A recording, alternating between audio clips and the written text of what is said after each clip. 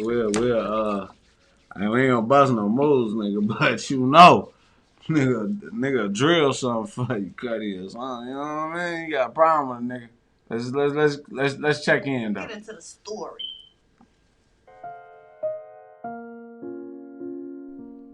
Valentin Elizalde is a rising banda musician with noted ties to Joaquin El Chapo Guzman and the Sinaloan cartel. Elizalde has been invited. So that let me know I was right. Elizalde? My pronunciation was on point. I didn't fuck the name up. I gave the name what the name deserved. One time only. To play a show in the city of Reynosa, which is believed to be territory controlled by the opposing Gulf cartel.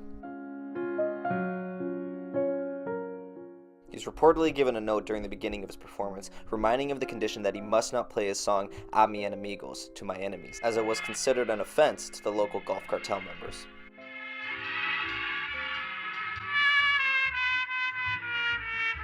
What is up with you niggas passing notes during niggas? Why they on the concert? Yeah, like, cause nigga, that's like in the joint. When a nigga had a problem, man, he sent the kite. A kite was a little piece of paper with your name on it. That whatever they wanted done to you was about to happen. And if your name was on that kite, it better been for good reasons. Like, hey, yo, Cuddy motherfucking stomped woo out and broke his motherfucking nose for us. Sent that good message. Instead of, hey, yo, Cuddy got to get handled. See, that's why I don't Cuddy like got to crowds. get dealt with. Because you don't know who the fuck out there. It's time for Cuddy to go. Trying to get you. You know what I'm saying? You don't want to hear that type of shit.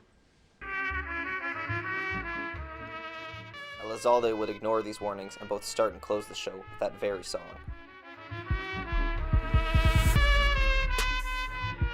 In a twisted story involving El Chapo, the U.S. government, and a YouTube... Very gangster, might I add. He was very gangster for that move. After I said it, so I'm just saying, she y'all saw my on, mouth moving when the mic was off, so she spoke on it. I'm just reiterating. So I said that shit was gangster because it was. This nigga like fuck y'all twice. I'm gonna start this shit and end it, bitch. So, cause I know y'all niggas gonna try to whack me anyways. You know what I'm saying? So fuck it. Comment section. Elizalde would be murdered that same night in a brutal shower of bullets.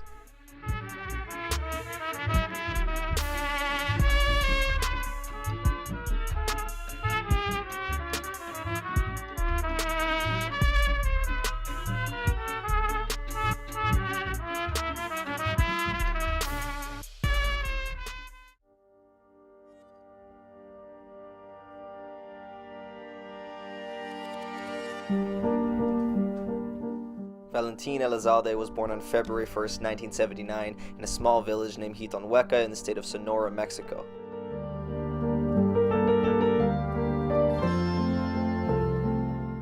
Elizalde's family would eventually settle in Guasave, Sinaloa, returning to the birthplace of his father, Everardo Elizalde.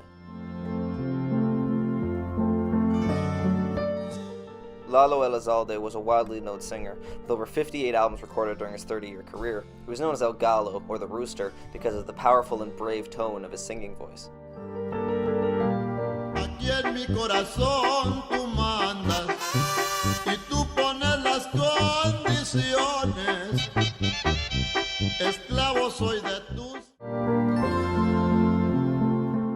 Lalo Elizalde would die at the age of 52 in a car accident on a stretch of road known as La Cueva de la Muerte. Hey, you know, out here in where I'm at, man, I kick it around a lot of motherfucking, you know, Mexicans and a lot of Spanish heritage, and all I hear is this type of music. So it kind of gets me in that humble mode of understanding what's going on around me a little bit, even if I don't know what they saying. So salute to you niggas for even making me aware of this type of shit. That's 100. My cousins is Mexican. Stop. I don't even fucking know them though. I don't fucking know. I seen them motherfuckers one time out the motherfucking 30 years of my motherfucking life. Yeah, true. Another motherfucker. Well, you know the Mexican American cousins. Yeah, but that ain't the same. Cause the real Mexicans, nigga, them some savages. Fuck them Mexican Americans, nigga. You niggas is just like us. I mean, I ain't saying nothing wrong. I'm just saying. Y'all real Mexicans? Yeah, real messy. they whole nother ball game, bro. It's not the same, bro. It's just not Mexican, American, and Mexican. Nigga, it's not the same. Okay, I'm just keeping it real. Fuck you talking about? In Villa Juarez. I know they probably feel the same way too.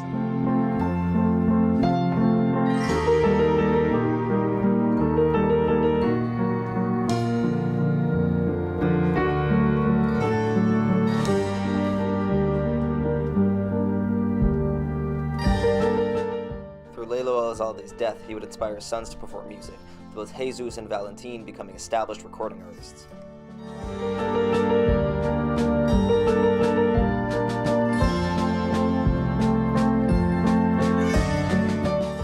Although music was Valentin's passion, his mother Camila Valencia was...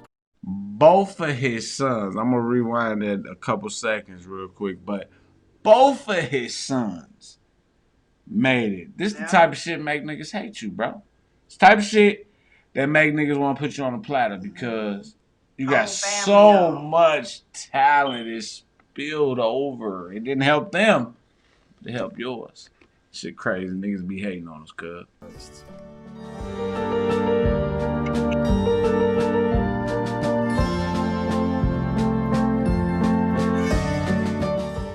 Music was Valentin's passion, his mother Camila Valencia was practical and urged him to go to the University of Sonora to pursue law. It is not completely known if he completed his degree, but it is believed around the same time Valentin was finding his place as a performer. While performing, Elizalde caught the eye of Don Pedro Rivera. A regional musician and actor, Rivera was the same man that helped propel Chileno Sanchez to the heights of narco corrido fame nearly 10 years ago. Rivera recalls how Elizalde could command and captivate the room, reportedly playing nearly an hour past his... So Chileno and my man was in the same realm, same management. Same nigga, right. You know what I mean? So, you know what I mean? It's starting to make sense now. Okay. Now look, don't you think no other shit about this situation? Like the manager had something to do with it? I mean, it's always an inside job. But we gotta get more information. Is a little worse to me. Like, see, what you gotta understand is the Mexicans are way more savage than us because them the niggas that cut your heads off.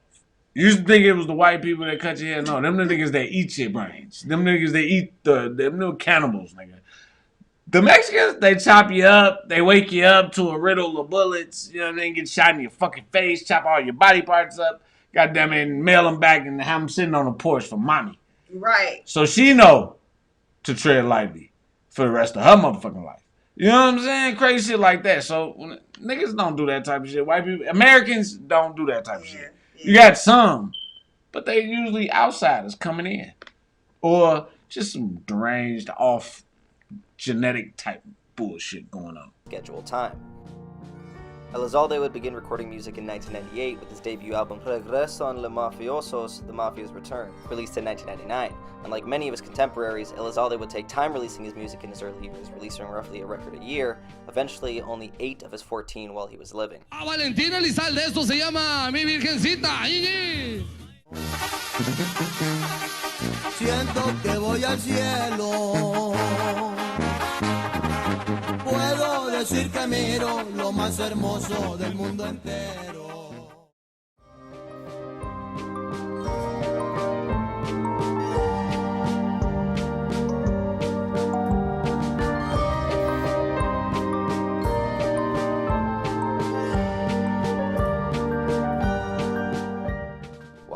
El Chapo Guzman, then leader of the Sinaloan cartel, is in the midst of serving a 20-year sentence at Puente Grande. Due to a recent ruling by the Supreme Court of Mexico, the path has been cleared for Guzman's extradition to the USA. In a plan that involves 78 prison officials and briefcases of bribe money, El Chapo would be smuggled out of the maximum imprisonment on January 19, 2001. Although in prison, El Chapo kept an active role in leading the Sinaloan cartel throughout his term. Elizalde would pay homage to the Sinaloan cartel and El Chapo through his music, which can be clearly seen in a song released in May 2001.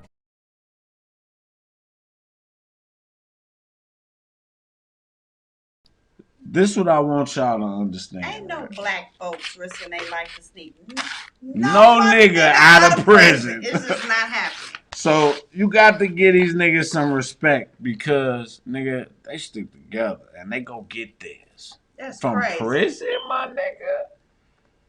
That's crazy as hell.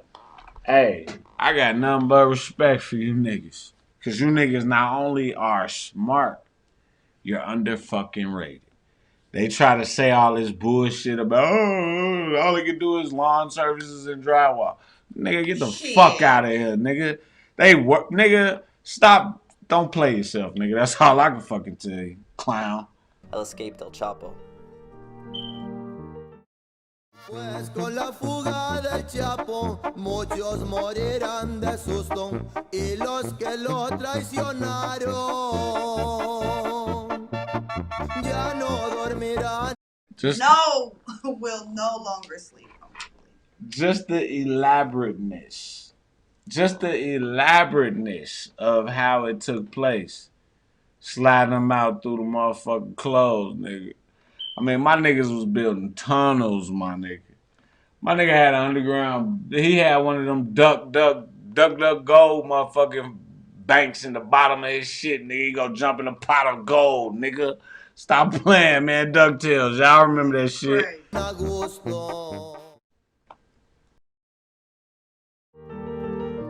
Although the connection was only heavily speculated at the time, El Chapo revealed in his 2018 trial that he had several artists commission songs for him, with Elizalde's name directly mentioned. Elizalde's infamy as a narco-corrido would grow even larger in 2005 when he reportedly performed for 3,000 inmates at that same prison in Jalisco.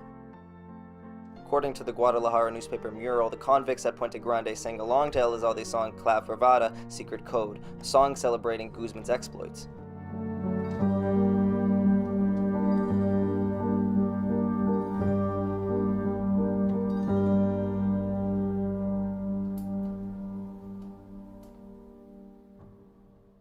Elizalde would father several children with a few different wives, although by all accounts the extended family would remain amicable with each other. Valentin always made an effort to spend time with the children when he wasn't performing, but couldn't shake his reputation as a fan of the ladies.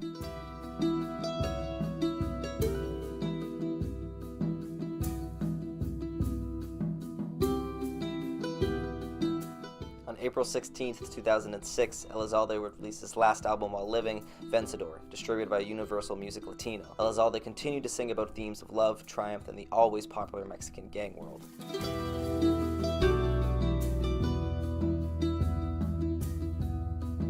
It's crazy how gang culture is just fascinating everywhere. It is.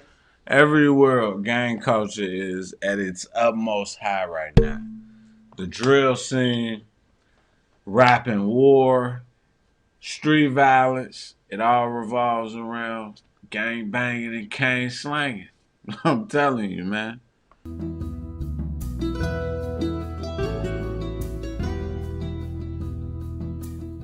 His most notorious song to date was released on this album, A Mi Enemigos, or To My Enemies, the same song that would eventually lead to his assassination almost exactly 7 months later.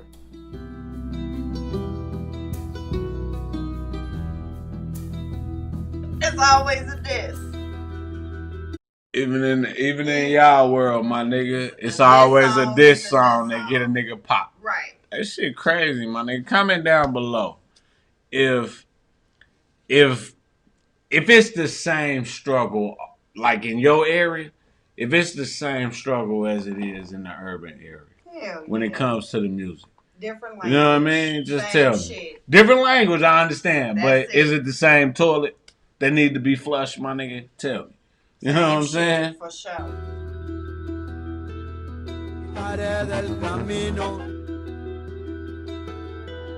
Aquí tienen a un amigo.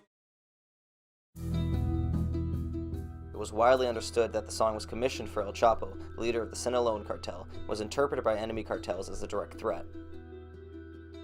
Tensions rose to an all-time high when in August 2006, a YouTube user named Matazeta, Zeta Killer, uploaded a video on his channel featuring several images of executed members of the group Las Zetas, set to the music of Elizalde's A Mi Enemigos. One of the closing images shown was a picture of Alaska, who was known to be the head of the Las Zetas group at the time, later dying in a police shootout with authorities in 2012.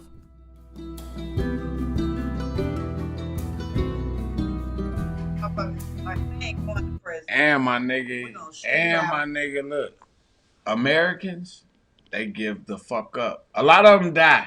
You know what I mean? In a lot translation. of them give up and still die. None of you die. Shit. None of you die, nigga. None of you niggas. I mean, not none of you die, but none of you niggas is willing to go to prison for the rest of your life. You like fuck that shit. Fuck that shit. I'm going out with that thing, nigga, or I'm gonna be on the run for the rest of my life. They gonna get treated worse in prison.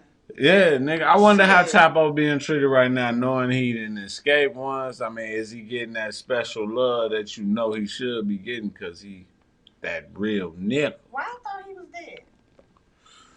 Chapo, you know, he a street survivor at this point. Can't kill a nigga that, you know what I mean, just got caught. At this point, he just gonna be at the head of American Gangster because, you know, he got caught. The only niggas that make it on American Gangsters is the niggas that get caught.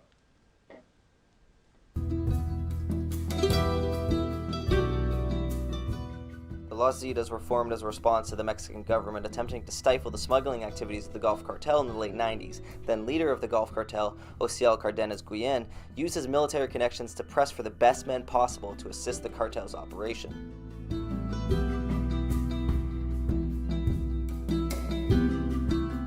What happened next was the desertion. Plugged and connected for him to pull that off. Connected. Right. Ugly. And more than 30 members from Mexico's Special Forces Army, at the time known as GAF. Among the original defectors were Arturo Guzman de Sina, El Hummer, El Mamito, and El Lasca.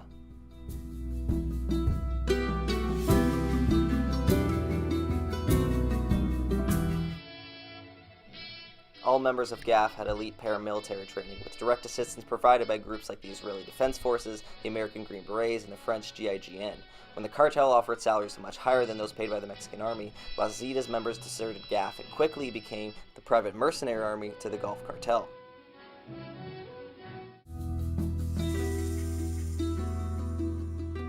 In a short period of time, Las Zetas would take a larger part in controlling Gulf Cartel activities and had an active hand in managing drug supply lines, extortion, and protection efforts. They had a special priority placed on the border city of Reynosa, Mexico, as it was a major pipeline for smuggling drugs into the USA.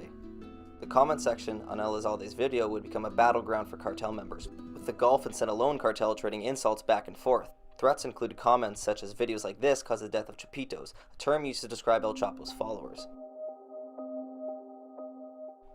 Although Elizalde had nothing to do with the video upload, he was reportedly feeling the attention of members from organized crime, including high-pitched anonymous threats made over the phone. In an interview given 3 months before his death, he said he felt death was close and he wished that his music would be able to stand the test of time. It is also said that his will was drafted a month before his death. Yo si algún día fallezco, pues simplemente que mi música siga adelante, ¿no? Y que la nueva generación la conozcan y que les guste, ¿no?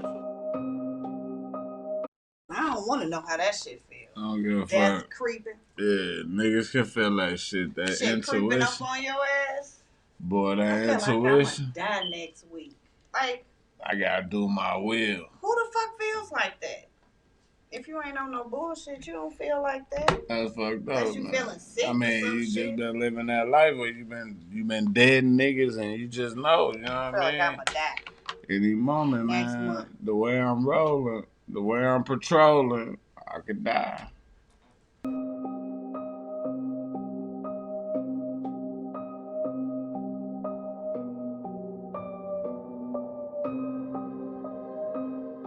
On November 24th, Elizalde was set to play a show in Reynosa, Mexico, territory that is considered to be in control by the Gulf Cartel and the ruthless Las Zetas. Despite prior warnings, Elizalde opens and closes the show with "A Mi and Amigos," rallying supporters of both the Gulf and Sinaloan cartel. Now, this is what's so crazy about it. You ain't just running from no regular gang, you know what I'm saying? It's a cartel. The definition of that is an organized. These niggas, most of these cartel members come from an army background. They organize within their thoughts and their movements. Like the way they kill niggas, they've been taught. The way they shoot, they've been taught. They ain't just out here wild and got kids with AKs like they do in Ghana or some shit. You feel me? These niggas is military experts and come from higher hierarchy, and they get selected by these cartel niggas that stronger than they fucking Mexican government. Shit is crazy. That's the fucking problem with over there. It is reported that word got back to the man who was El Hummer, who was the Los Zetas member in control of that territory. El Hummer took this as an act of war and likely ordered the hit right away. Some accounts claim that Elizalde was approached after the show to play a personal show for a wealthy narco, but Elizalde declined as he had a pre-arranged meeting in another town. Valentin Elizalde left the show that evening alongside his manager Mary Mendoza, his driver Raimundo Ballesteros, and his cousin Tano Elizalde in a 2007 Chevy Suburban.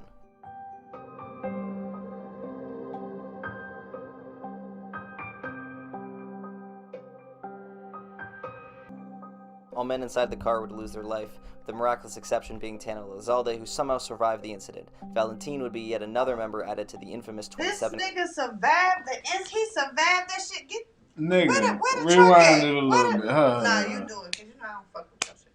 Let me see the truck again, cause he survived that shit.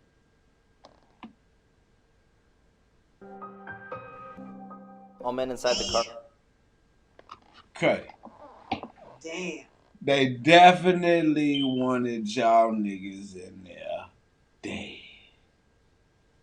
That's ugly. That's some ugly shit right there. That's so much hate. Die, nigga, die. That shit crazy. They came And to he slam that motherfucker. Sheesh. Would lose their life, with the miraculous exception being Tano Elizalde, who somehow survived the incident. Valentin would be yet another member added to the infamous 27 Club. The comments on YouTube continued to pour in, some mourning the passing of El Gallo de Oro, and some gloating in his death. This elevated even further when a video of Elizalde's autopsy was posted to YouTube shortly after, with his iconic boots spotted and framed to confirm. The homicide investigators found that 3 employees of Val de la Paz funeral home were responsible for taking and uploading the cell phone video.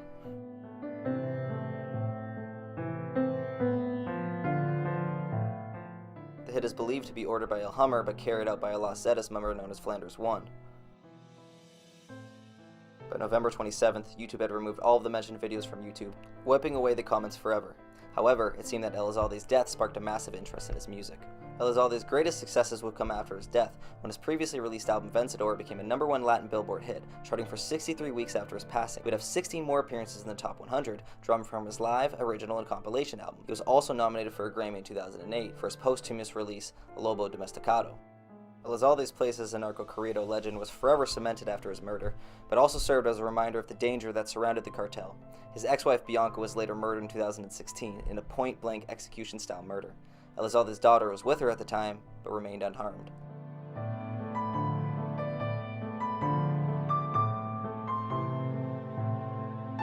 Now what the fuck did she do? She was just cat, you know what I mean? Damn! Like, ain't no telling, but you know what I mean? Like, when they come, man, you know. What the fuck they killed her for and leave the daughter alive to just fucking grieve like that?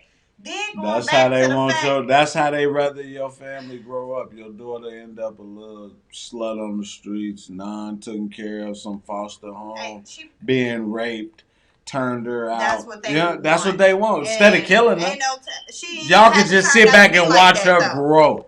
She ain't even had to turn out to be like that. Now look, the fact going back She to don't, the fucking but I'm just saying.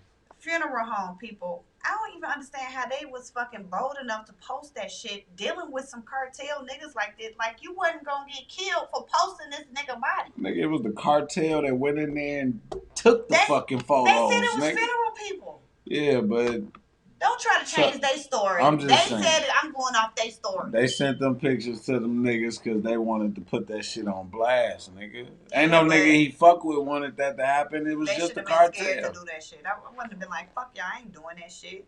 Just like with Vaughn, they put his fucking body up there. That shit is fucking